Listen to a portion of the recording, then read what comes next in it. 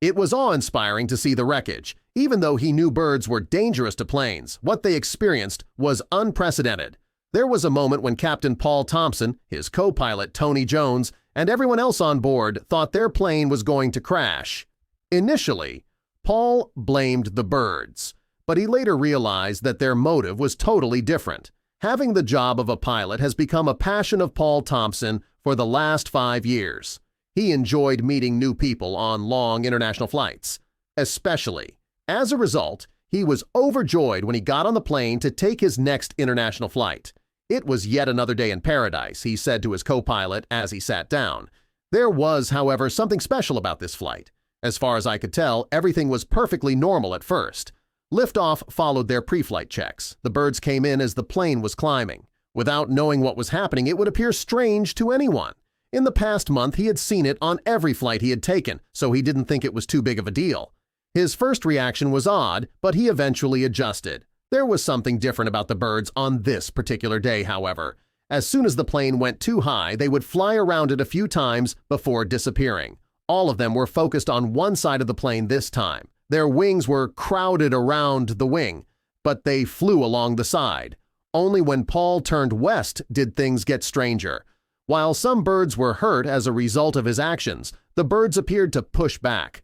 When Paul realized that the birds were actually guiding the plane, he was amazed. It seemed strange to Paul that they didn't want him to make the turn for some reason. Upon turning around, Paul felt compelled to inform the airport of the incident. Tony agreed with him wholeheartedly. If Paul had been in this situation, he would have done it on the spot, but there were many factors to consider. Imagine the airline's fury if a flight was delayed without any explanation.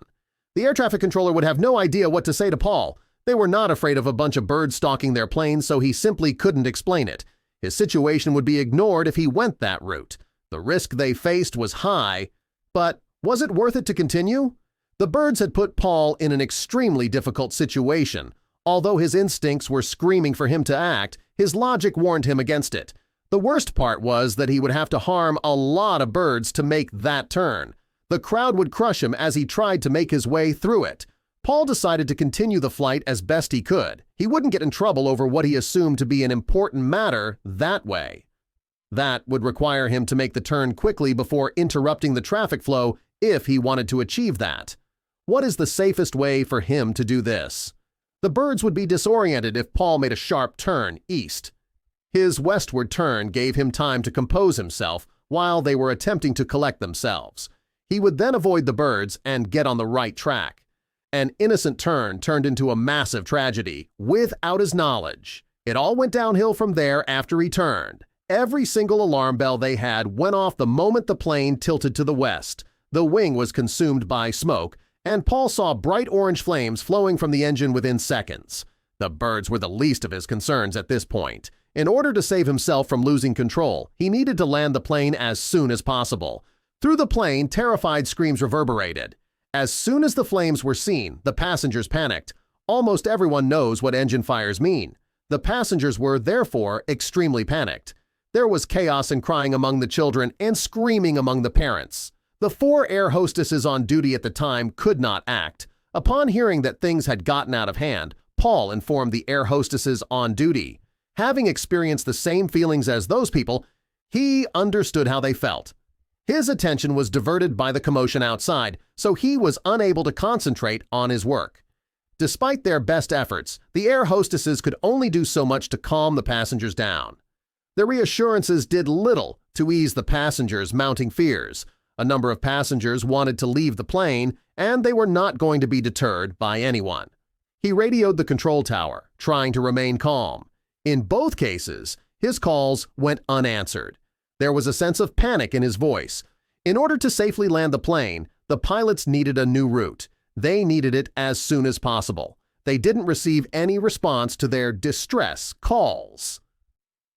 There was no doubt that Tony was panicking just as much as the passengers, and Paul knew he would snap at any moment. In an attempt to talk Tony down, Paul shoved the receiver in his hand. His goal was to keep Tony distracted for long enough that he would be able to see the matter through to the end.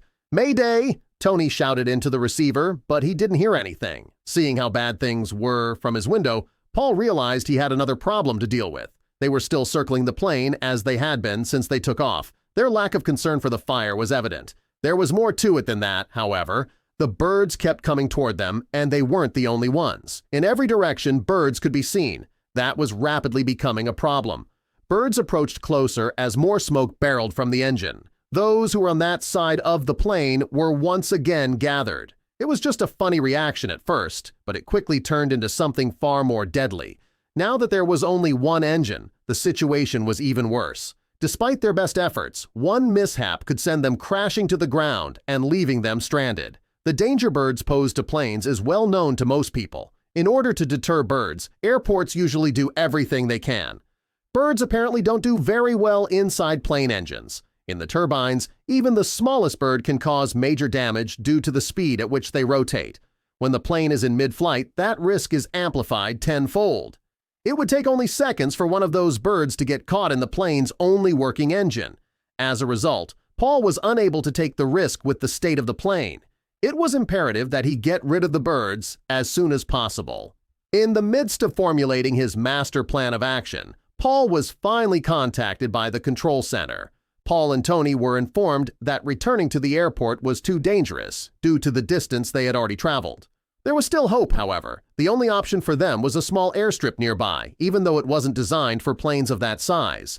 As soon as Paul saw the airstrip, he changed directions. His world was turned upside down. When a warning light appeared, there was a faster loss of fuel than expected on the plane. As long as it kept dropping, they would hit the ground before they saw the airstrip. Paul remained silent despite his extreme concern.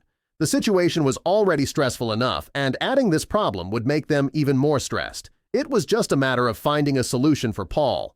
After they touched down and stepped out of the plane, he would worry about the rest. The final announcement was made by Paul as he scanned the area surrounding them. "I would like to ask all of you to fasten your seatbelts and return to your seats," he said. There was a sudden hush. "Our emergency landing will take place immediately. Brace yourself for impact." There was a look of shock on Tony's face when he saw Paul. As a confirmation of his suspicions, Paul knew it was a silent question. He whispered, "We're not going to make it to the Strip." When he spoke the words out loud, he realized what he had done. In spite of Paul's efforts, none of them were guaranteed to succeed, no matter how hard he tried. His grip on the yoke tightened. As he guided the plane towards a river he'd seen earlier, he pushed down when he aligned himself with the river. In the middle of his prayer, Tony closed his eyes. In the midst of the rising river, Paul could only think of one thing at that moment. His apology was heartfelt. He grabbed Tony's hand and began praying, even though he wasn't religious. They were so close to the end when he opened his eyes. With their arms covering their heads, Paul pulled Tony down.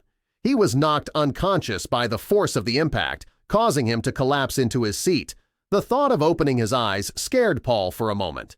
It took him some time, but he eventually forced himself to.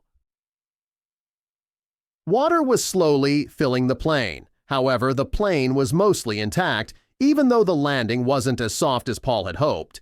Relief washed over Paul, but it lasted only a short time. There was still danger ahead of them. Once they left the cockpit, Paul and Tony helped the other passengers get to their feet. It wasn't long before everyone was on the riverbed waiting for the rescue teams. After what seemed like an eternity, the disaster seemed to be over. In spite of that, Paul remained haunted by the experience for months.